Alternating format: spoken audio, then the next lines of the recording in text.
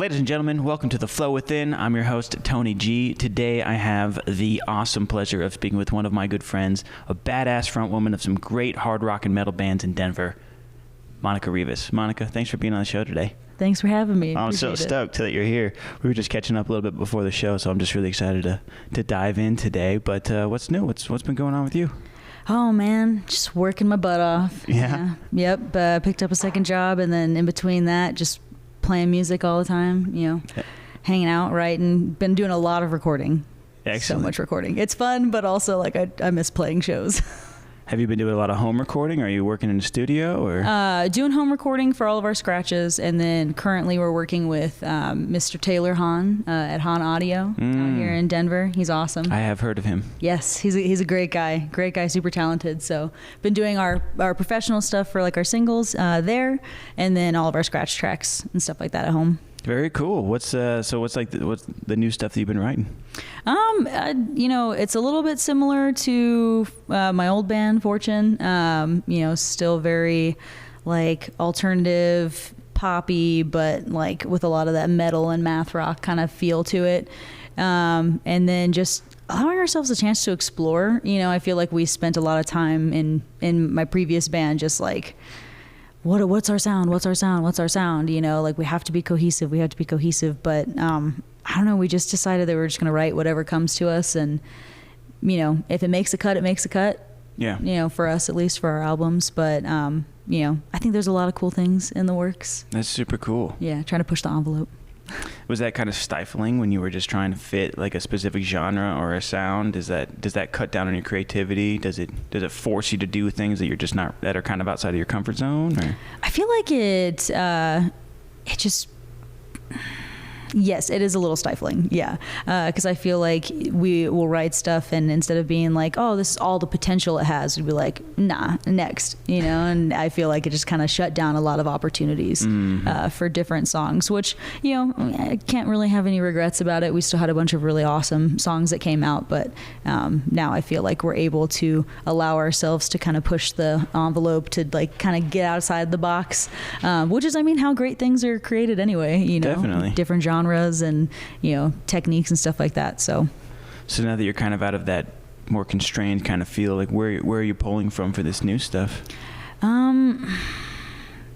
Honestly, anywhere. It's been a lot of like, hey, I came up with this lyric idea and then we'll just go off of that, or like, oh, I was listening to, so I've been taking a lot of notes from my buddy Timmy, who I write music with, and he's a bank of songs and a bank. He's literally like, he knows so many bands. It blows my mind sometimes because I'm like, oh, I love music. And he's like, oh, I remember this one time this band came out with this song back in like the 1900s and then it turned into, and I was like, how do you know all this? But he's been showing me a lot of really awesome music. So like one album that I've been turned on to particularly has been a Good Tiger album.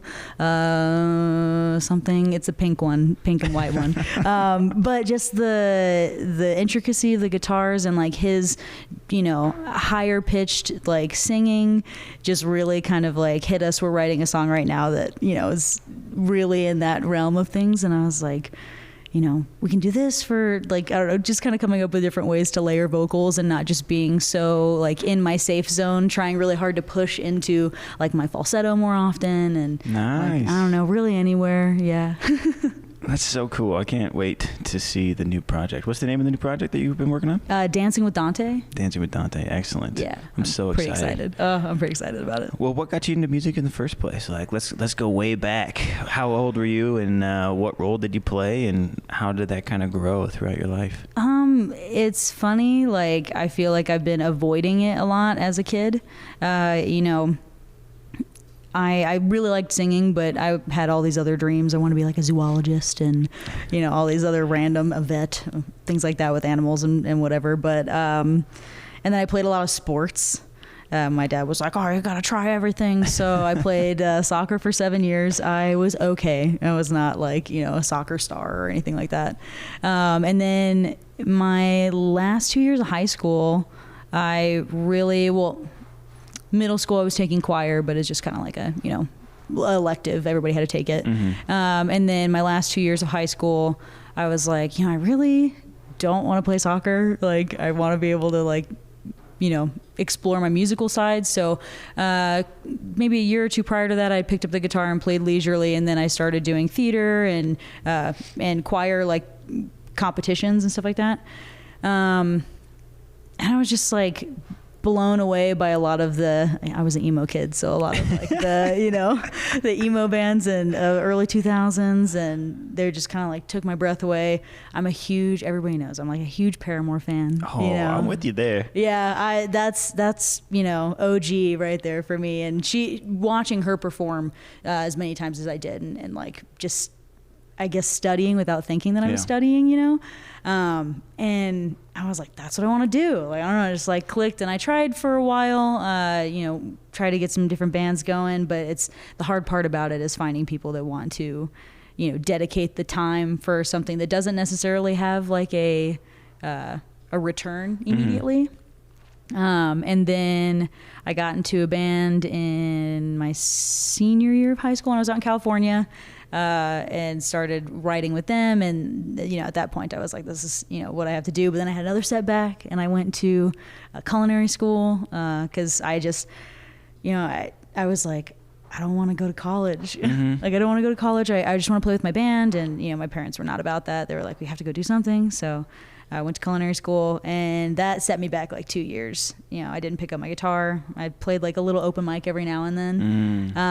But it was just food, and it was wonderful. Like, I learned so much. Beast in the kitchen, and pat myself on the back for that. But I'm a culinary school dropout, so dropped out and then went to school out here for audio production. That's where I met all the band members for my previous band. And that was like life-changing. Honestly, it was amazing, because I spent my whole life just like wanting to be around a bunch of musicians all the time. And then when I went to the school, I was like, holy crap, like, this is it. Like, I wake up, so because I wasn't playing my guitar as much in culinary school, I swear to you, there was a couple days where I would bring my guitar into the kitchen before we would start, and I would just be like playing, like whatever songs I knew, just to be able to just play, so waking up every single day and getting to, go and learn and play with all these amazing musicians, and it was crazy. I didn't realize how sad I was, like, not playing until I got into this, into this school and did this and met everybody. And now I play music 3-4 times a week. That's great. Like obviously a little bit more on my own, but like, with other people. And I was like, it's awesome.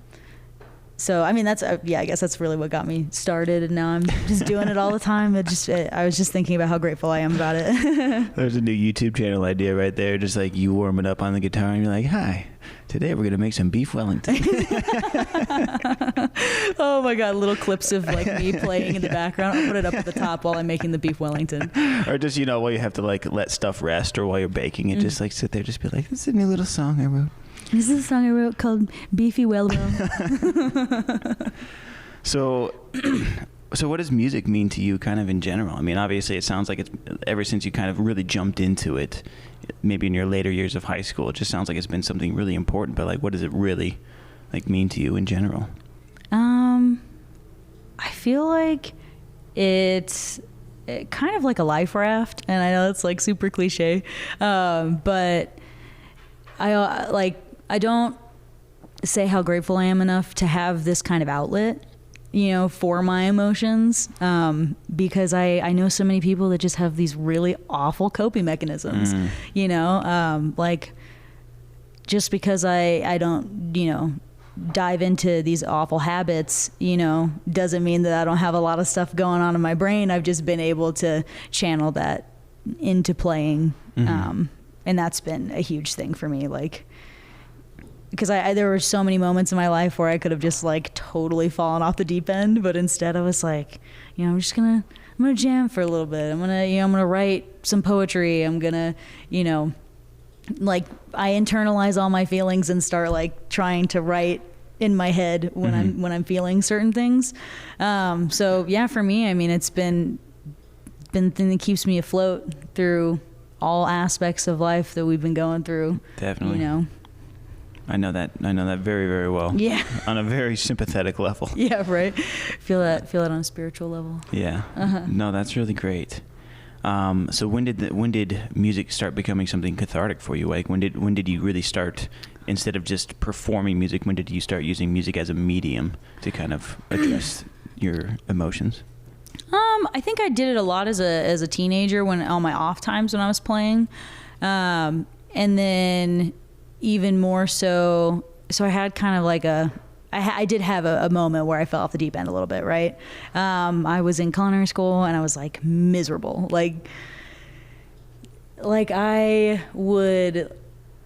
And nothing against smoking weed, because I still smoke weed to this day. So for the record, but I would smoke so much weed and drink and like just do party drugs all the time, and then I would end up like not being able to get out of bed for hours on end, like just like not even showering, like. And I worked in the kitchen, and props to anybody that works in the kitchen. All of my friends out there that are just slaying away and they love it. It was miserable for me. I would drive an hour into Malibu. I would go and I'd work in this fancy restaurant, and you think like, oh, I'm living the dream. Like, 12-hour shifts. I'd go in, I'd hate my life. I'd go home, I'd smoke weed, I'd go to bed, I'd wake up, I'd smoke weed, I'd go back to the kitchen, and I was just like, I hate my life. Like, I hate everything. And that was when I failed out of culinary school, and I was like, this isn't for me. And in that like month time span that was happening, I pretty much like ruined my relationship with my dad and my stepmom. Oh, no. Yeah. And like road goes both ways. Like I have things that I was holding grudges on, that I've let go of now.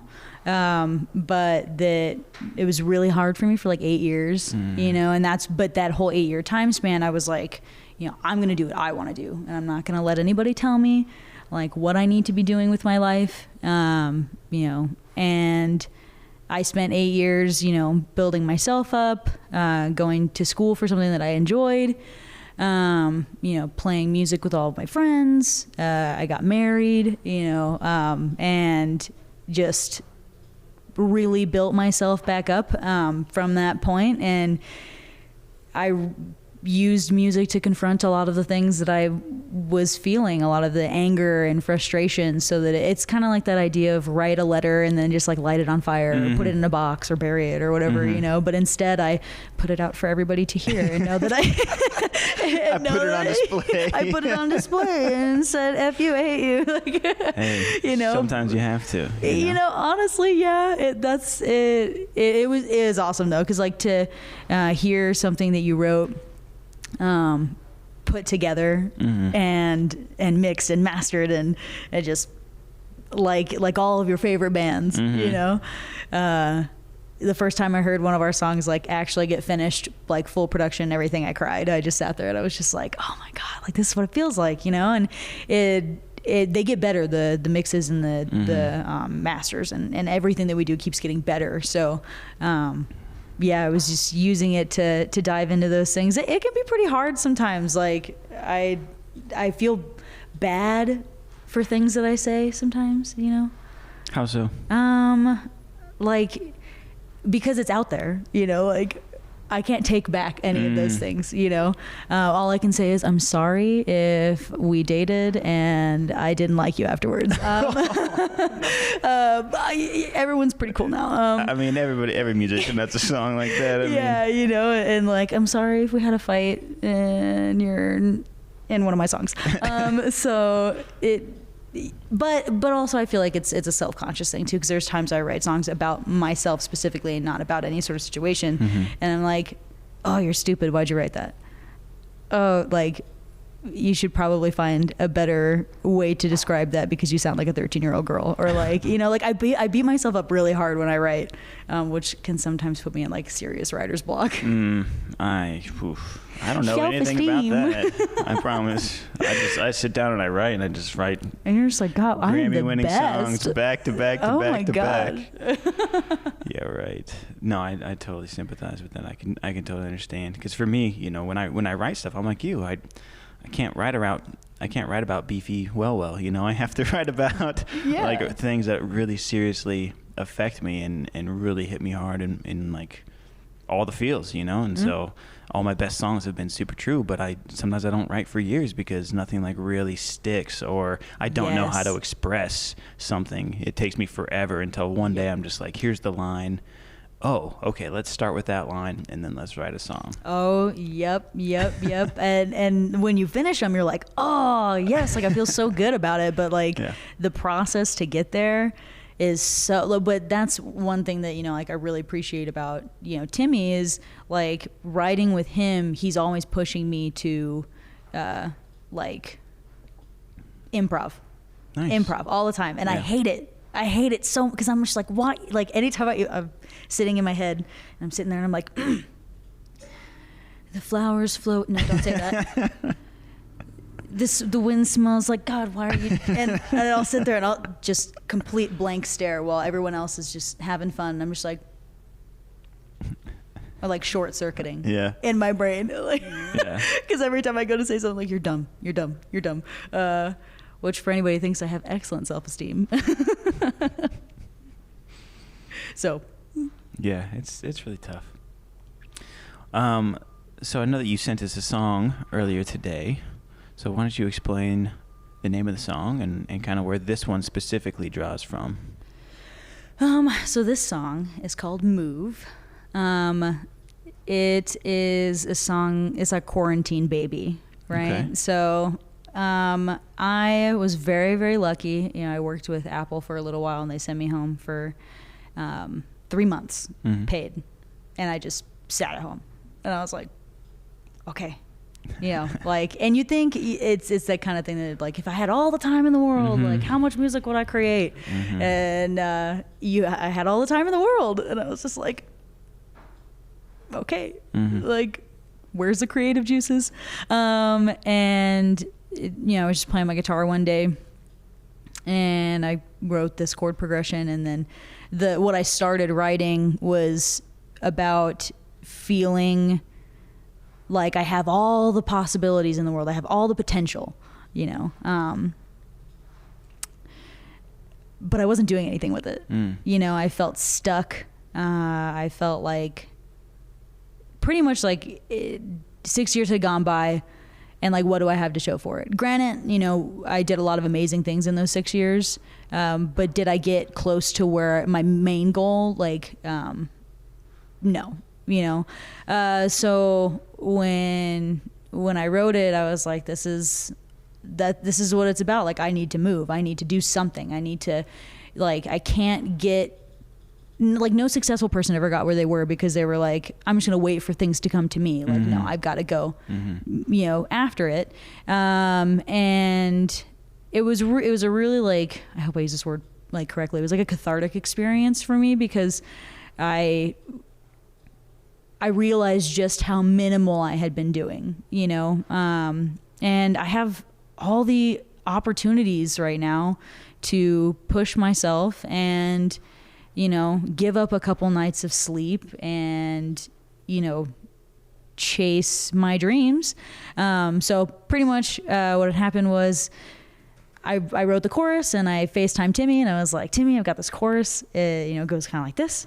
And he's like, oh, that's sick. And we spent 2 days on FaceTime, back and forth, where I would we'd go over the structure of the song, and then he'd record the song at his house, and then, you know, he'd give it to me, I'd record the vocals over it, and then send it back. So it was also like, it showed just like how much stuff we can get done, even not being in the same home.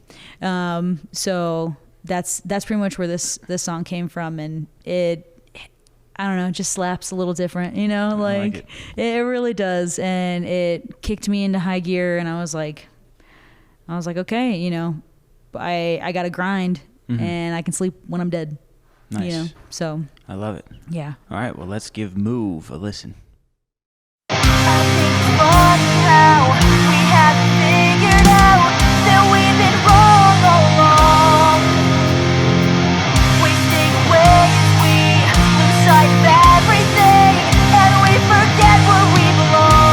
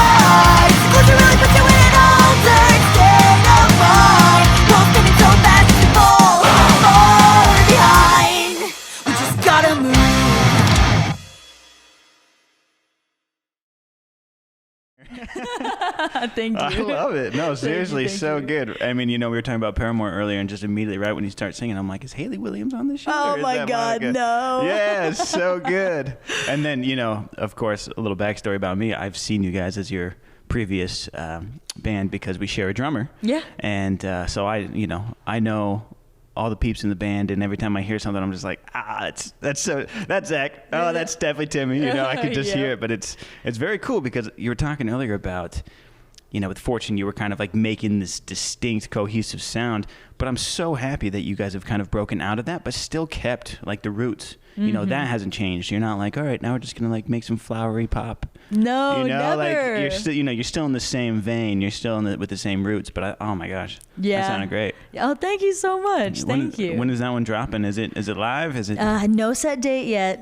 Cool. Just because, since we're releasing this in the future. Yeah.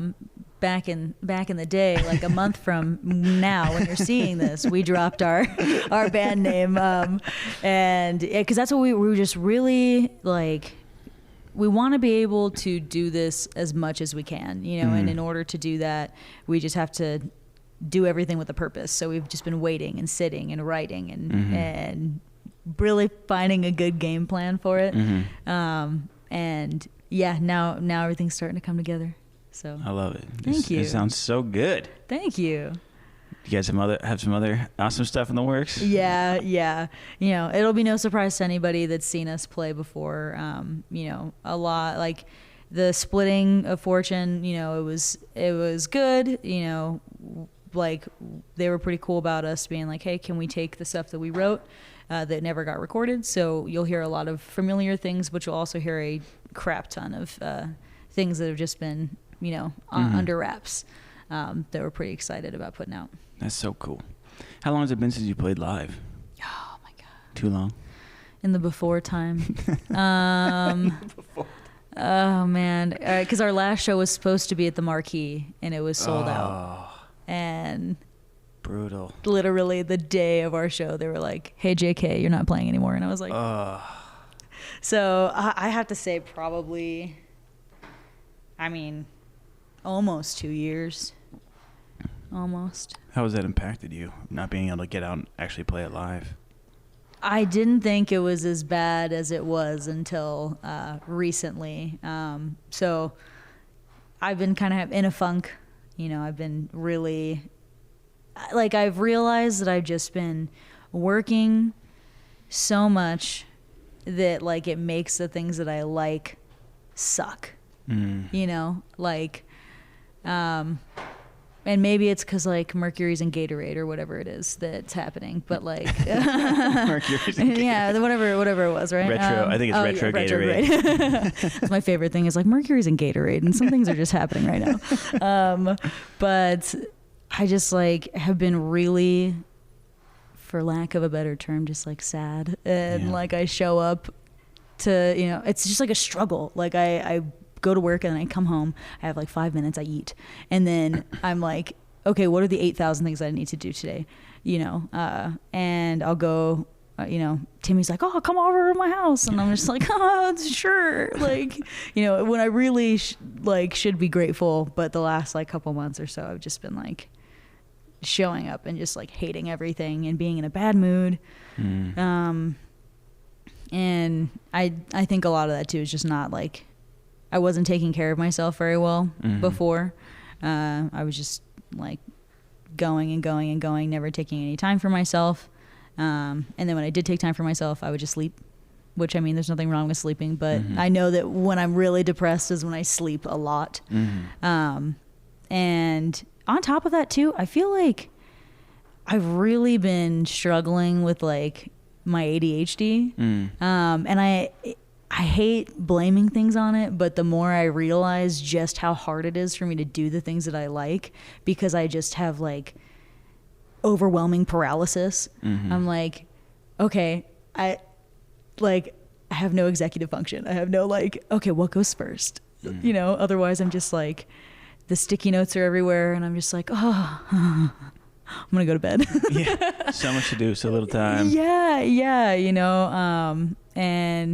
but I realized it, and I've been working really hard over the last couple weeks to it's going to sound so dumb, but to like try and change the way I think about things in the moment. And then on top of that, also, like, I'm sure you can attest this, working out, like, that's been a huge thing, right? But I also have a hard time with being like, is this a permanent change, or is this just an ADHD obsession, and then I'm going to fall off the train, you know? Because that's what I do. I'm like, oh, I'll work out, I lift weights, I run, oh, yeah. And then, like, 2 weeks into it, I skip one day, and then I'm just like, it's been months, almost like 2 years since I've hit the gym, you know? And so I've been really determined to change at least one thing in my routine, or lack thereof. And I wake up in the morning, and I take my vitamins, and I go to the gym. I don't push myself to the point of like, I'm going to force myself to go to the gym for like, you know, hour 45 every day before work. No, I go for a half hour. Yeah. But it's been really good for me to just like understand that I'm sad, understand that like my brain doesn't function the way, you know, I'm assuming there's got to be, part of me feels like everybody lives with this, but like, I'm assuming there's got to be some people out there that wake up, put their pants on, they're like, okay, today I'm going to go through my to-do list one at a time, drink some coffee, go work out, go hike a 14er and come back. I'm going to sleep for 2 hours. I'm going to wake back up and I'm going to do it all over again. Like, there's got to be somebody out there that does that. But for me, that's not how my brain works. I don't even wake up to my first alarm, you know, and that's like, you don't realize how much that affects you until you start waking up at your first alarm. You know, you're just like, I'm not going to let myself like lay in this bed, you know? And oh man, I'm falling way back from where I was talking about executive function. Oh yeah. So, you know, I'm just trying to change at least one thing, you know, so work out in the morning, take my vitamins. And then it was tackling the dread of doing things that I like, you know, like why am I dreading going and playing music when like this is all I've wanted for so many years. So the last couple weeks I go and I sit in the car before I go into Timmy's and I'm just like, okay, I get to do this, you know, like no, I don't have to, but I get to. I have, you know, you only, you know, contrary to my other beliefs of multi-dimensions and the fact that we'll never die, you only have one life, so you know you have to go for it and enjoy the moments that you have, because like I didn't have these opportunities as a kid, so like why am I going to, you know, moan and gripe about it? You know, I need to just go and enjoy it. So I, you know, give myself a little pep talk, and then I go in and we've had really good sessions lately. Good. We've also been writing a lot more instead of just recording, because I beat myself up so much in the recording studio that like after we've been recording for, oh my God, like almost 6-7 months nonstop, not playing shows, not having that outlet for me to be like, I'm awesome, you know, like it feeds the ego a little bit. I'm not gonna lie, like playing shows is kind of what kept me in check, you know, like in a good way. It gave me a good check instead of just all these bad checks when I get in the studio and I'm just like, you suck, you suck, you suck, you suck, you suck, you suck, you don't know how to harmonize, you don't know how to write lyrics, why do you do this? And I'm just like, oh. But then when I go on stage and then I get, you know, everybody's like hype, everybody's loving the music, I feel good, you feel good, I go down at the, you know, I go down the stairs afterwards and go, you know, talk to all these people and they're like loving it, connecting with me, connecting with the music, and I'm like, okay, that's why I do it. Yeah, you know, I've seen you play live so many times, and for those of you out there, if you haven't seen Monica live, you have to, because she's incredible. The energy around her is just insane. So where do you find the inspiration for that? Like what clicks in you? Like when you got on stage, what separates you from the Monica that we were just talking about, of like trying to get up and go to the gym and then getting up and you're just like balls to the wall, just full bore, you can't be stopped? This is my favorite. I'm going to turn it into a story. This is my favorite story ever. Yeah. Okay. So I've never been like in a band that played live. Like the band that I joined in California, we wrote a song together. You know, it was a fun time, but then I ended up going to culinary school and got derailed. Right. So when I got in Fortune, I was like, this is my dream. dream. Like, this is amazing. You mean I get to go out and everyone, all eyes on me, and I get to do what I love and everybody loves it? Like, that's awesome, right? So I went in with the confidence, but as I started realizing like little setbacks, when you never play with the band before, you never have real like, like things to help make you better, you do a lot of things wrong, like you're not used to the adrenaline of singing and playing and running around and getting people hype and whatever, and then a little bit of the self-consciousness, kind of hit me and was like, well, what if you do something wrong and you sound like an idiot and everybody laughs at you and then you show up and you just feel like you're in your underwear? So we played our first show and I almost threw up. It was Fighting the Phoenix from Colorado Springs. They're awesome. If you like, like super heavy metalcore, they're awesome. And then we had Helgermites and us. And I saw Petey from the Helgermites play before us. And he was nuts, just absolutely crazy. Didn't care what he looked like, anything. He just was in his zone and like let it go. And I was like, you can do anything up there. Like, not that I would, but like I could do the worm naked on there and everyone would be like, So I was like, I can't embarrass myself. So that was check 1. And then check 2 was just watching Haley Williams. I'm not gonna lie, watching I was obsessed. I'm sorry, Haley, if you're out there and you, for some 1/1,000,000th of a chance, actually watch this. I'm not a stalker. I just know all of the words to any of your live sets. But I would watch her, and how she interacted with the crowd and got them going. And for me, I was like, okay, so I just take the I don't, give an F attitude and I mix it with like, you get on my level kind of attitude, and that's what I've just taken in with it. No matter how nervous I am, I'm like, this is my moment, go for it, and just accept it and live in the moment and live with all these people in this moment, and that's what just kind of like, people react to you and you're that's why rappers have hype people, because they're like, oh, get up, dance. I don't see you clapping at the bar, you better start clapping. That's really what got me going. And then once I realized that I was good at it, that's when I was like, I'm invincible. I can do no wrong. Yeah. So then I just started going crazy, and then I would like jump in the crowd with everybody and push them all around and like, you can do whatever you want. So I love it. I love it. It's finally like a moment where like, you can do no wrong and you go and you have fun and everybody, and the more you don't care, the more everybody loves it. Like they just want that moment of just like chaos. And I love it too. Like I love seeing my favorite artists just lose it on stage, and it's I'm sure it's like the runner's high for people. I don't get that. I hate running, but I do it. I don't get runner's high though, but I get stage high. Oh my gosh. The stage high, that rush is like no other. Like performing is a great drug. Yeah, it is. It is. And in every way, and that's why I've really just balls to the wall whenever I play. That's so cool. Yeah.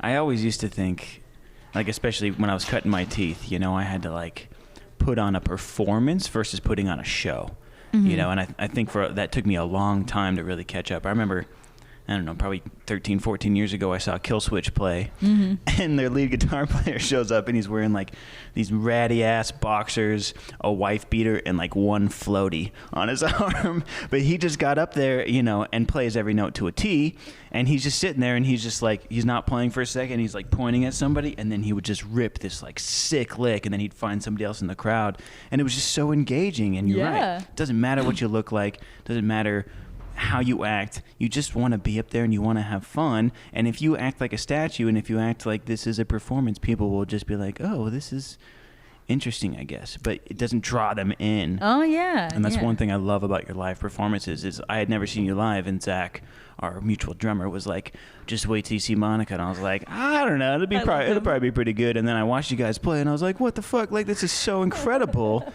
Oh no, you're talking me up so much. No, seriously. Like, you live up. I'm your hype man. Let's go.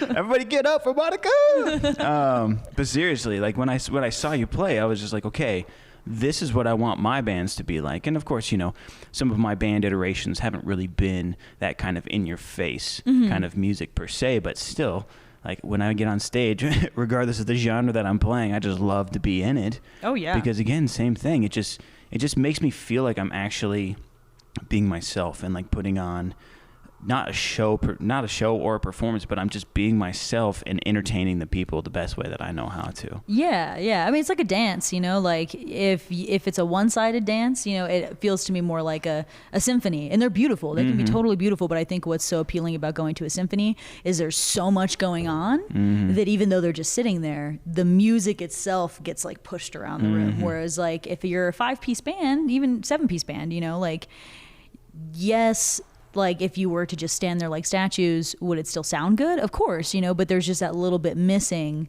you know, which is why like you want to engage the crowd, you want them to dance with you, and like it's a show, you guys are there to do, you're doing the show together, the people that are there and you know, and that's super important, you know, like, and you don't realize it till you go and you see a show and you see a bunch of statues, you know, and like that's your moment. Go crazy, give them something to remember. Like, you know, no one remembers the guy that just stood on the sidewalk, but they remember the guy that ran at them naked on the sidewalk. You know, not saying that I would be naked on stage, but still, you know, like they're gonna remember the funny things, the crazy things, the things that just wowed them. Like, and I don't have, you know, flame shooters right now, so like I gotta figure something else out, right? You know?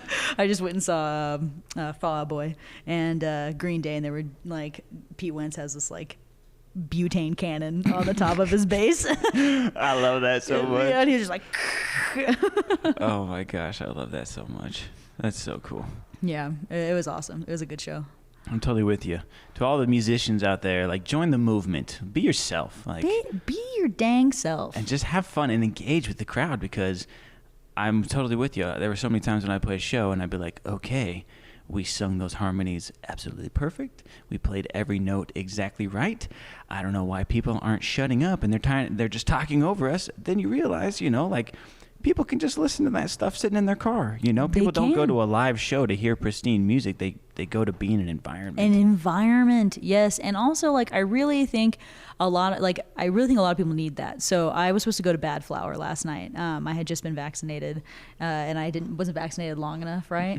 And I left. And normally I'd be like, whatever, you know, I'll go see another show, whatever. And I'm not like Bad Flower's biggest fan or anything like that, but I realized how much I needed that. Like, I just needed to just have that release and that, you know, to be in that environment, because I left and I was just like not myself, and I hadn't been myself for the last couple of days, you know, just in like a lull, I guess.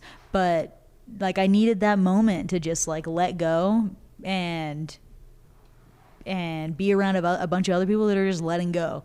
You know, and like if you get that from the performer as well, like it's just 10 times that, you know, because you're like, it's almost like they're singing to my soul. Yeah. They're singing inside me. I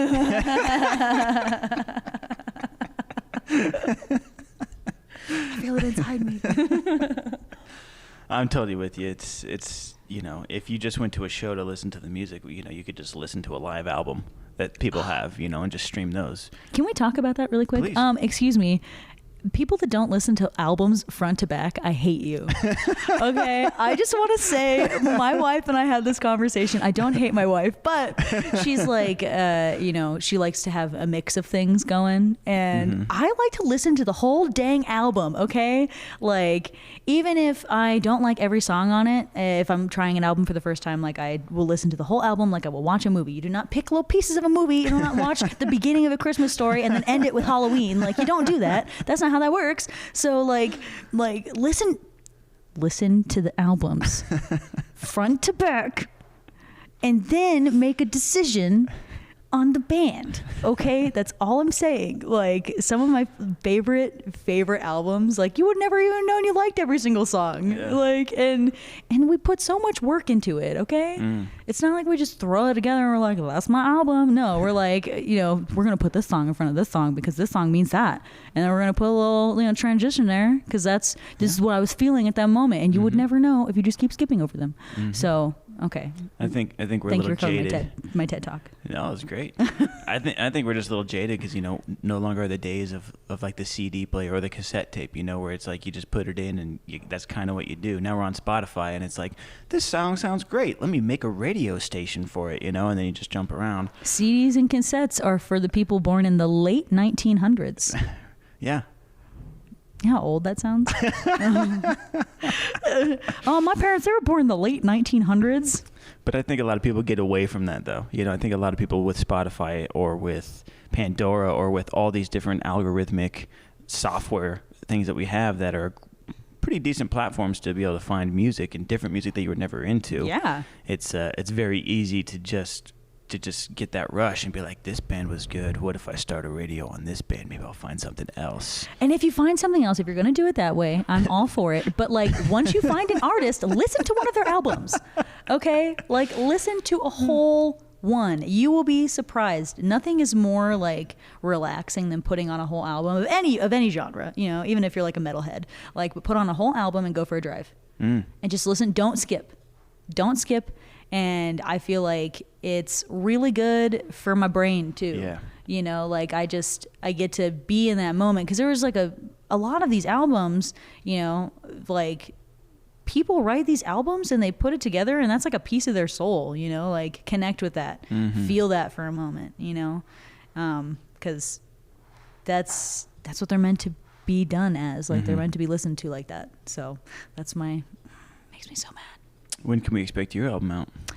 We're going to do the singles for a little while. Okay, and cool. then once we get some traction and some, you know, monies, of course, then the plan would be to drop a whole album. But we've got so much stuff kind of in the mix right now that we're just going to be dropping like bits here and there. And then moving from that and, you know, hopefully an album. But, we still need to gain so much traction, you know. So we're going to really we're going to make the singles as good as they can be, you know. Bring the heat with the music video too and all that stuff and just drop everything really intentionally. But Very cool. One day I'll have an album and I'm going to cry. I'm going to cry everywhere. And we're going to go for a drive together. We're going to listen to it. And we're going to listen to the whole dang album front to back. No skips. No skips. No repeats. Even if you really like it.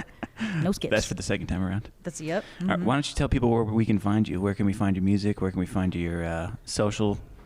Yes. So because this is in the future, you will be able to find our stuff at Dancing with Dante for Instagram, Facebook, and we're going to be on all platforms. So Spotify, Apple Music, all those other things. Awesome. And yeah, everybody, you should listen to our music and take care of yourselves. Definitely. 100% take care of yourselves. And, your personal time is important. I would like to point that out. That's been my big takeaway for the last month and a half. Take care of yourselves. And you know what? I'm going to promote this. If you need to take care of yourself by going to see a therapist, do it, because I did it and it's amazing. I don't feel like I touched enough on this particular topic, but therapy is good. It's good for the soul, and it helps you learn how to communicate with yourself and with other people. So I've been doing that, and it's been a sweet treat. Just saying. Hells yes. Hells yes. That's mental brain. That's like my one saving grace over these last few years is just consistently seeing a therapist, and it's amazing. There's nothing wrong with being sad. There's nothing wrong with having ADHD. There's nothing wrong with being bipolar. Just take care of yourself, and that way, and teach other people how to take care of you too. If you're with a partner, have them go see a therapist too. It needs to be more normalized, and it's not. Everybody thinks there's something wrong if you go see a therapist, but another tangent that you just need to do it. It's totally worth it, and it's somebody that you can literally say anything to. They don't know anything about your life. You can be like, so my sister, I hate her. You know, and your sister never has to know. You know, my mom wanted to punch my mom in the face today. Didn't. I'm glad I told you that, and I didn't just go do it. Okay, like they're awesome. They don't know anything. They just sit there and they're like, oh, yeah, oh, and then they become your best friend. They just offer you an unbiased perspective, like an unbiased lens on yourself. Yes. Which always, for me, every time that I say something out loud, and then they kind of help me think through it and just talk about it together, then I can see in a different perspective, and I just go, oh, maybe it's not such a big deal, or like, whoa, I'd never realized that the reason that I shut down is because of lack of communication in this aspect or something like that. Yeah, So, or because I learned poor habits as a kid. You know, like I'm a shutter downer, okay? I will immediately just go. yeah. And I'm like, if I don't say anything at all, I don't have to worry about it. So I'm just going to stay here, not say anything, and keep my mouth shut. And instead, now I'm like, okay, in the 5 minutes that I've kept my mouth shut, now I'm doing stuff in my brain to like formulate a way of explaining myself, you know, and like getting, because I'm also like, I'm either a shutter downer or I'm like angry, like so mad all the time. Like I'm little, but I'm angry. Okay. And that's been really helpful. They just like, they're doing the puzzle for you. And they're just like, okay, this is how you got to fix it. And I'm like, oh, wow. I feel so much better about not thinking that I'm some like fat, stupid, ugly, you know, stupid, dumb person, you know. Instead, I'm just like, I have a lot that I can learn, but that doesn't mean I'm dumb, you know. Like, you can always learn. Nobody knows shit about anything anyway, so. Preach. But yeah, okay. I just want, you know, take care of yourself. So. And, you know, for those of you watching it, if you're not ready to go to the therapist, like just confide in a friend maybe to start, you know, just start talking about stuff to start with. That's what really needs to happen, is people just need to really open up about these things, because I think it's very obvious that it's not just a me issue. Every time that I think about something within myself, I'm like, oh, I must be the only one that's experiencing that. It's not even close to remotely true. There's so many people that go through so many different things, and I think it's really important for us to just bring them out. Yeah, don't shame people for doing it. Like, people are talking about them. That's the best that you can ask for. Like, no one's gonna know if you don't say anything. And just because no one knows doesn't mean that they necessarily think you have your shit together. Sorry for, you know, cursing, but like, you know, if I don't know that you're having a hard time and I just see you making all these bad decisions, and I'm just like, oh, you know, sure, they're fine. They're doing it because they want to, you know, instead of being like, oh, they probably have some things going on and they haven't talked about them, so maybe I could help them out. Also, you know, if you've been thinking about learning an instrument, I'm not great at the instruments, okay? Just try and surround yourself around people that play. Like, I got lucky to be able to sing. I'm not the best guitarist. I'm not the best keyboardist. I'm not even the best songwriter. But what helps me every single day, and what like really lights my fire, is collaborating. Collaborate and just shamelessly be yourself, you know? So try finding some healthier habits. If you don't have a healthy habit out there, this is your note. Get a healthy habit. Be yourself. Build healthy habits. Make sure you go see Monica live when they're playing music. It'll be life-changing. It's gonna be so good. I promise you. All right. Well, Monica, thank you so much for being here on The Flow Within with me today. This has been such a really great conversation. So seriously, thank you so much for coming by. I appreciate it, man. Thank you so much. All right. Ladies and gentlemen, thank you again so much for being here with The Flow Within. I'm your host, Tony G. We'll see you next time.